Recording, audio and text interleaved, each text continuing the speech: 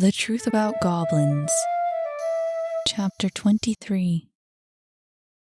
Saphira gazed out the window, listlessly watching the festivities on the street. Timothy had asked her to be happy, but she could get away with being moody when he wasn't around.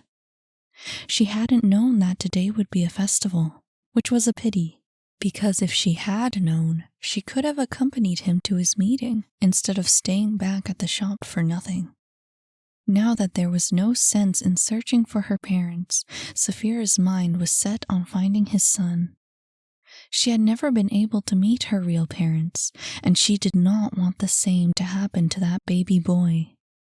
But what could she do? Sitting in the empty shop, sipping a cup of hot tea, she could think of nothing. Hopefully she had done the right thing, asking Kit and Annie for help. She sat to attention. She had barely caught it, something moving past the window, but she thought she had seen something out the corner of her eye. Setting her tea aside, she got to her feet and wandered across the shop. It was dark, or at least darker than usual. She hadn't bothered to light the lanterns overhead. It was the lanterns outside casting shadows across the empty shop. Their warm glow seemed distant against her gray surroundings. She shivered, pulling up to the dusty window. But whatever she had seen, or thought she had seen, was gone. She turned away. A face! Her heart jumped to her throat. She ran to the next window. But by the time her hands were pressed against the glass, the face had disappeared. She caught the tail of a black cloak slinking into the crowd, but nothing else. Her pulse was racing now, her hands shaking. Someone had been watching her. The door burst open. She cried out in surprise. Before she could move to stop them, two kids in costumes infiltrated the tea shop.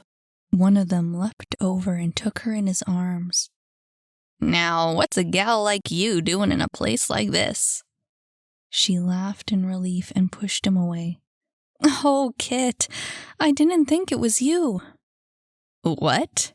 Removing the mask, he looked down and put his hands on his hips.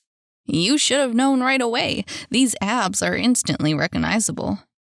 "What abs?" said Annie, also taking off her mask. "You're just skin and bone." She poked him in the stomach. "See? Nothing there." He recoiled from the poke. "Hey, foul play. I wasn't flexing." He leapt forward, trying to poke her back, but Saphira jumped between them. "Cut it out, you two. Calm down." "Why?" said Kit, leaning on her shoulder. "We're not gonna wake up old lanky bones, are we?" "Rude," said Annie. "Don't say that to Timothy's face." "He's not here," said Saphira. "He's out." "I don't believe it," he scoffed. "He went out and left you here all alone? That's not right. Not during the fall carnival." "He didn't know it was today." She returned to her seat and picked up the mug of tea she had left behind. "And he's going to meet someone about his son." "Really? A meeting?" Annie's eyes lit up. "Does this mean he's making progress?" "Actually," she said, remembering the conversation at breakfast, "I've got some exciting news. We have a name." "A name?" Kit leaned forward in anticipation. "Lay it on me, kid." "Again," she warned. "This is secret. No blabbing this around." "No one," said Annie. "Lips are sealed," said Kit. Saphira paused before speaking again. "His name is Donovan." "Donovan?" Kit frowned. "That's it? No description? No first name? No nothing?" "That's it, that's all," she said. "But it's far more than we've had for the last few months, trust me." "Donovan," repeated Annie, tasting the name on her lips. "Does it sound familiar?" asked Saphira. "No." She shook her head in disappointment. "Me neither," said Kit. "I don't know anyone named Donovan." He jumped to his feet. But I might know someone who can find him, or put a face to the name, at least. Really? Saphira put down her cup of tea.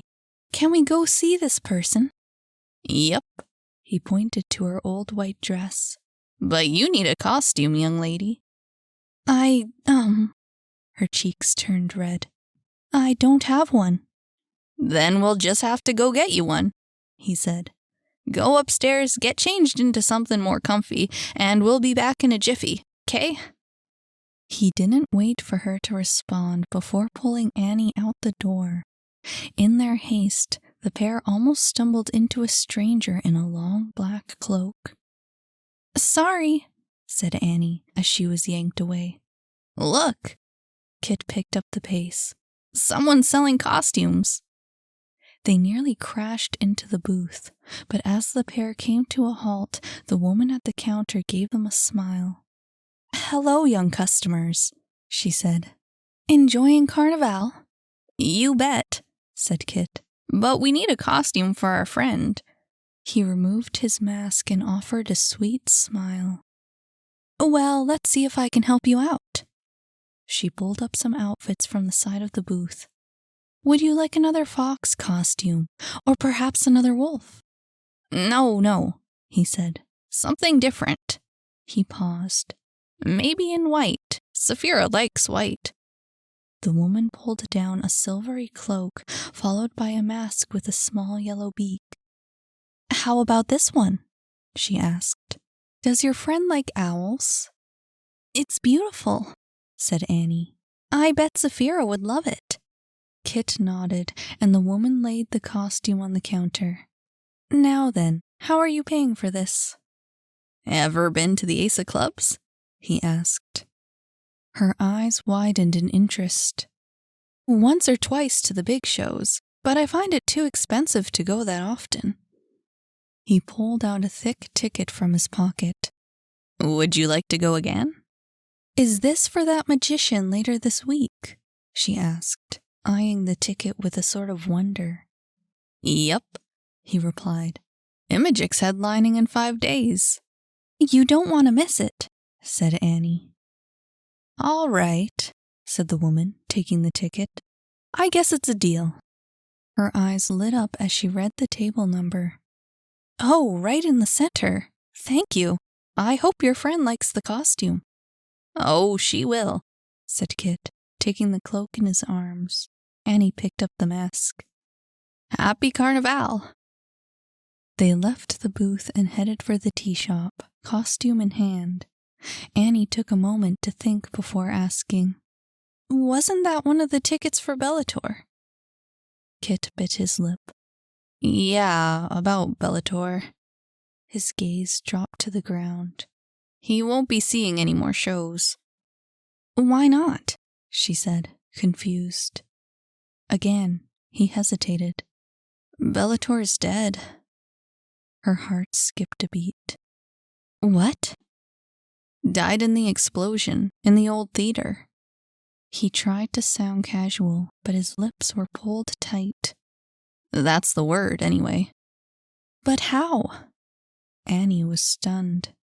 She had only met the man once, but his death was unnerving. His words returned to her. Come back to see me. Now she would never have the chance. Hey, said Kit, shaking Annie from her daze. You okay? She turned back to him and frowned. Was it transgressors, do you think? Kit said nothing. He seemed anxious. Knowing she wouldn't get an answer, she looked away. I wouldn't mention this to Saphira. Why not? It makes me feel uneasy, so imagine how much it'll affect her. She pursed her lips in thought.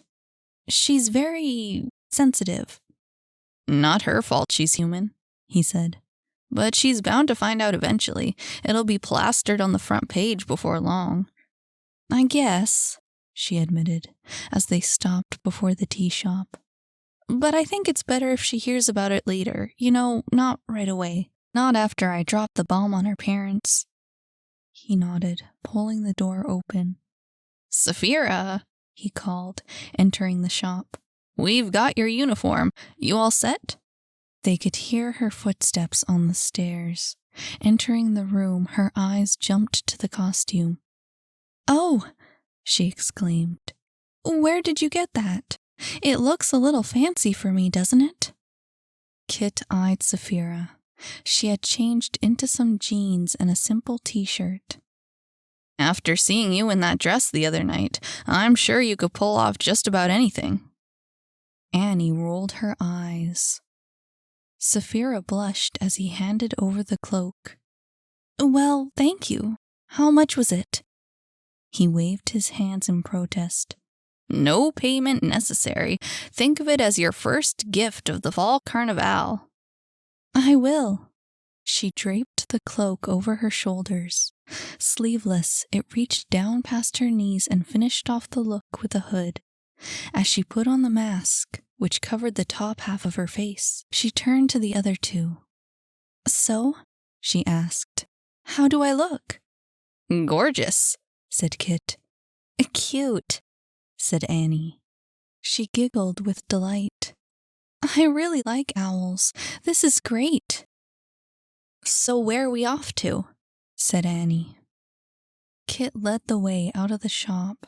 As Saphira locked the door behind them, he smiled and said, "We're off to see the Black Raven."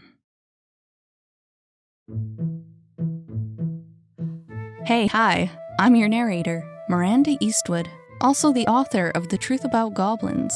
If you liked this chapter, remember to add, follow, or subscribe to this channel so you can hear the next one. And if you didn't like this chapter, oh well, I can't really do anything about that. In any case, I just thought I'd let you know about my Patreon. You can check it out if you'd like to throw some support my way. It would mean a lot to me. Not to mention there's loads of extra exclusive content that I only post on Patreon. While I'm at it, I'll mention that The Truth About Goblins is now available as a complete audiobook, and you can get it wherever you get your audiobooks. Thanks for listening.